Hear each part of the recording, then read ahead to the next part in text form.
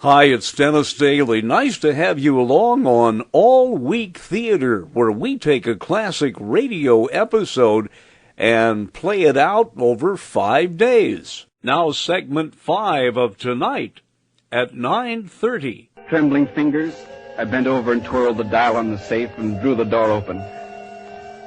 I was reaching for the money box when a voice said, "All right, Mr. Burden, stand up. My name is Vincent. You know this woman?"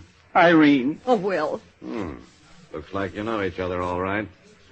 This dame is taking a murder rap. There seems to have been some connection between you two. No, I tell you there isn't. You promised if I confessed you'd make it easier for me. Well, I'm a man of my word. Then why do you want to bring me here for? Just want to clear up a little matter. I'm curious about that library card and the pencil. A pencil? Yes, with the initials WB on it. But our friend, Miss Delamore here, can't explain how she got the pencil or the card, which I think came from your files. I'm all confused. It doesn't mean anything, though. This woman has confessed to the murder. Irene, you didn't do it. What's that? Irene, I won't let you do this. I'll tell you. Yes, I'll tell you. I murdered Pete Snar. Phew. Well, he said it. You see, Copper, I told you he was the kind of screwball who wouldn't let a woman down. You're as hard-boiled as they come, sister. All right, let's go, Burton. You have an appointment with the law.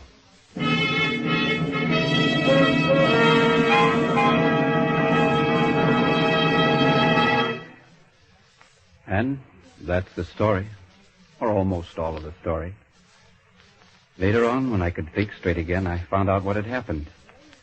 Vincent said, Burton, it's always been my principle to go the shortest way to my objective. After we traced Miss Delamore and subjected her to grilling, she agreed to turn state's evidence. Yes, she pinned the murder on you. But it occurred to me we could save ourselves a great deal of trouble if we could get a confession from you. By having Irene pretend she'd committed the murder and taking advantage of your strong moral sense, we went the shortest way to our objective. Irene hadn't taken the guilt on herself? She was lying all the time? Yes. But it was only a matter of time until we'd have had sufficient evidence to arrest you. We'd had our eyes on you ever since the pencil and card turned up in her apartment. There were probably fingerprints on the car.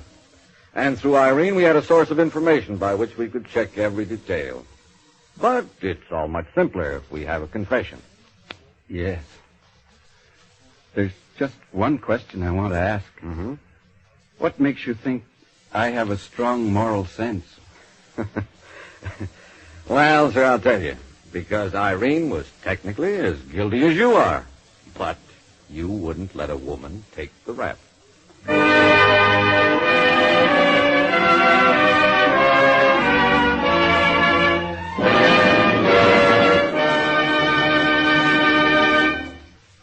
And now the lights are on again, and we have just a few moments in which to talk with our stars this evening, Yvonne Patey and John Grover.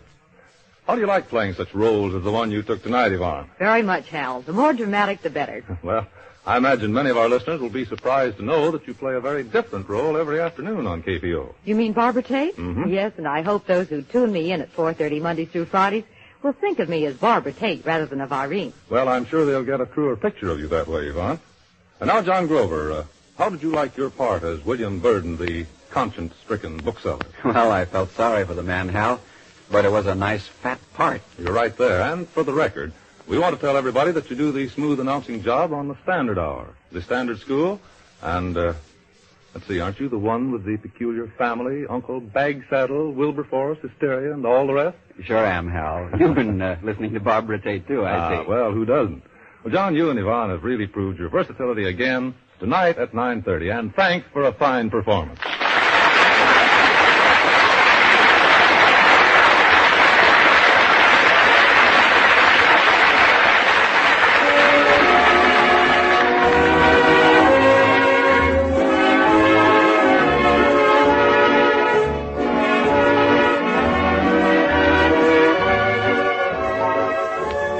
Tonight at 9:30 has featured an original radio drama, The Devil is a Woman, written and produced by George Snell, with Yvonne Patey and John Grover in the starring roles.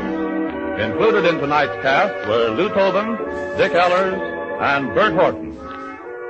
Next Saturday night, we will present a special dramatic program celebrating the 99th anniversary of the birth of Thomas A. Edison. A feature will be a demonstration of Edison's earliest phonograph records. Be sure to listen.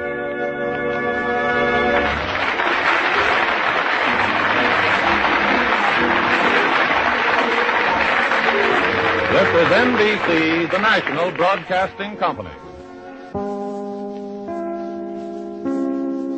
So join me next time when I take a classic old-time radio episode and split it up into 5 easy-to-digest pieces, right here on All Week Theater.